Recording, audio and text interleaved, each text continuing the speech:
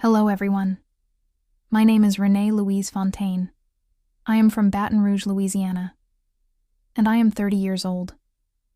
I want to start by telling you that this story is about family, about business, about betrayal, and about what happens when a person who has spent their whole life being the reliable one, the dependable one, the one who always shows up, finally decides that enough is enough. I am going to take my time with this story. I want you to understand every piece of it, because the details matter here, every single one of them. So let's go back to the beginning. My parents, Gerald and Louise Fontaine, built Fontaine Property Management from nothing. My father started it in the early 1990s with one commercial property and a borrowed truck. My mother kept the books from their kitchen table. Over the next 20 years, they built it into a genuine mid-sized business, managing residential and commercial properties across 3 parishes in Louisiana, about 40 employees at its peak, solid reputation, good relationships with clients who had been with them for decades. It was their life's work. And growing up, it was the backdrop of everything. Family dinners where Daddy talked about properties, Mama on the phone with contractors on Saturday mornings, the office that smelled like coffee and old paper where my sister and I used to do our homework after school. That business was as much a part of our family as any of us were. I have a younger sister, Sarah. She is 4 years younger than me, 26 years old at the time this all happened. Sarah is Sarah. Charming, funny, the kind of person who walks into any room and makes friends in 10 minutes. Our parents adored her, always had. She was the baby, the easygoing one, the one who never caused trouble, and I was the other one. Not in a dramatic way, not in a way anyone ever said out loud, but in that quiet way that exists in some families, where one child is the responsible one, and one child is the beloved one, and somehow those two things never quite overlap. I was the responsible one. I started working at Fontaine Property Management full-time right out of college. I was 22 years old. I had a business degree and I was ready to work. And work I did. I started in property administration. Within 2 years, I had reorganized the entire tenant filing system, which had been a disorganized mess, and reduced late payment rates by implementing a new follow-up process I designed myself. By year 4, I was managing our largest commercial accounts personally. By year 6, I had taken over all vendor negotiations, contracts, maintenance, insurance. I saved the company over $80,000 in 1 year just by renegotiating 3 key vendor relationships. By year 8, I was functioning as the operations director in everything but title. My father still had that title officially, but I was running the day-to-day. Every process that worked smoothly in that company, I had built it or fixed it or improved it. I was not resentful about the title. I was proud of what I was building. I genuinely believed that one day, when my parents were ready to step back, it would simply become official. That the transition would recognize what had already been true for years. I believed that because my father had said as much. Not once, multiple times. He had sat across from me at that desk and said, "Renee, you are the backbone of this place. When your mother and I are ready to step back, this is yours." He said that. I heard it with my own ears. Sarah joined the company 3 years before the announcement. She came in at a coordinator level. She was pleasant with the staff. She did her work adequately. She left at 5 o'clock. There is nothing wrong with leaving at 5 o'clock. I am not criticizing her for that. I am simply telling you what was true, so you understand the picture I was living inside. It was a Tuesday in October. My mother called me and asked if I could come to the house for dinner. Just family. She said my father had some things he wanted to discuss about the future of the company. I thought, this is it. This is the conversation I have been waiting for. I went home and I changed clothes and I drove to my parents' house feeling something close to calm excitement. My father was at the head of the table. My mother was beside him. Sarah was there too, which I noted but did not overthink. We ate first. My mother's red beans and rice. Normal conversation. Normal evening. And then my father put down his fork and folded his hands on the table and said, "Your mother and I have been doing a lot of thinking about the future of the company. About succession. About making sure Fontaine Property Management continues to thrive for the next generation." I nodded. I was listening carefully. He said, "We have decided that Sarah will be taking over as president and CEO. I want to describe what happened in my body in that moment because I think it is important. It was not like being hit. It was quieter than that. It was more like the floor shifted slightly under my feet. Like the room I was sitting in suddenly had slightly different dimensions than it had a moment before. I looked at Sarah. She was looking at the table. I looked at my mother. She was looking at my father. I looked at my father. He was looking at me. He said, "We know this is a lot to take in. We want to talk through everything." I said, "Can I ask why?" He said Sarah had shown real growth and leadership potential. He said the company needed fresh energy going into the next chapter. He said, and this is the part that I have never forgotten. He said sometimes the person who is best at keeping things running is not the same person who is best at taking things to the next level. I nodded slowly. I said, "Congratulations, Sarah." She finally looked up. She looked like she wanted to say something. She did not say anything. I helped clear the table. I hugged my parents. I drove home. And then I sat in my car in my own driveway for a very long time. I want to tell you what I did not do in the days after that dinner. I did not call my parents and cry. I did not confront Sarah. I did not complain to coworkers. I did not post anything on social media. I went to work. I did my job. I was professional and courteous to everyone around me. But in the evenings, I started going through things. Not because I had a specific plan, not because I was looking for something in particular, but because something in my gut, that quiet, steady instinct that had served me well for 12 years of running that company, was telling me that the decision my parents had made was not simply about Sarah's potential or fresh energy, or any of the things my father had said at that table. Something else was going on. I started with the financials, because I knew the financials better than anyone. I had touched almost every number that had moved through that company for the past several years. And after about 3 evenings of careful, quiet review, I started seeing things that did not add up. I want to explain this carefully because I want you to follow every step. Our company managed properties for clients. We collected rent on their behalf, handled maintenance, paid vendors, and took a management fee. Standard property management business. What I started noticing, when I went back through records very carefully, were payments to vendors I did not recognize. Now that alone is not necessarily alarming. New vendors come on board. But these payments had a pattern that bothered me. They were regular. They were sizable. And when I looked for the corresponding work orders or service records that should have accompanied those payments, I could not find them. Payments going out, no documentation coming in. I pulled the vendor registration files.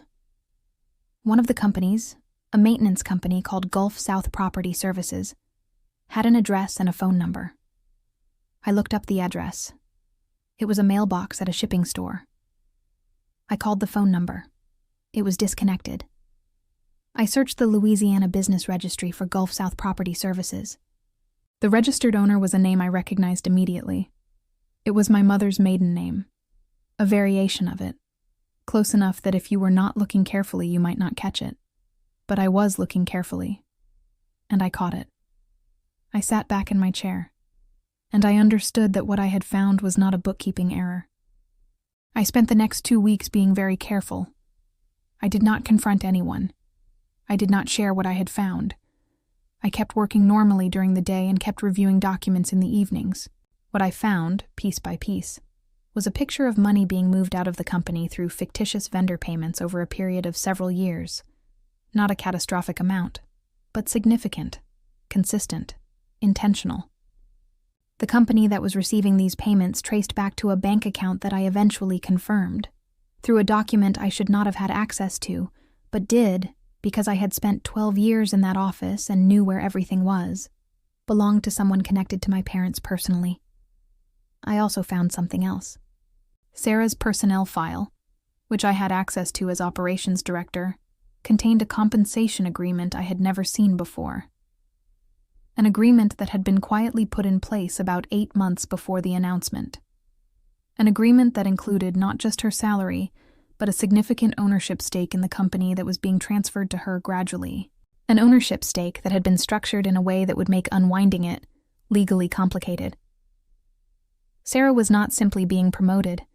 She was being given the company, piece by piece, quietly, while I was running it. And the money being moved through those vendor payments, I believed then, and I believe now, was being positioned somewhere that would benefit the family after that transfer was complete, in a way that minimized what would need to be declared or divided.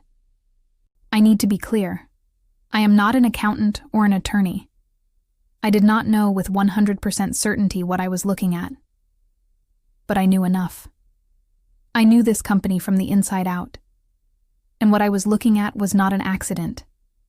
I made a decision. I was not going to be erased quietly.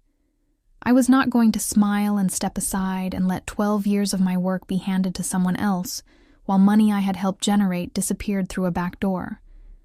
But I also was not going to do anything reckless or dishonest. I want to be very clear about that. Everything I did from that point forward, I did carefully, legally, and with documentation. First, I hired an attorney. A business litigation attorney in Baton Rouge with no connection to my family whatsoever. I brought her everything I had found and I laid it out clearly.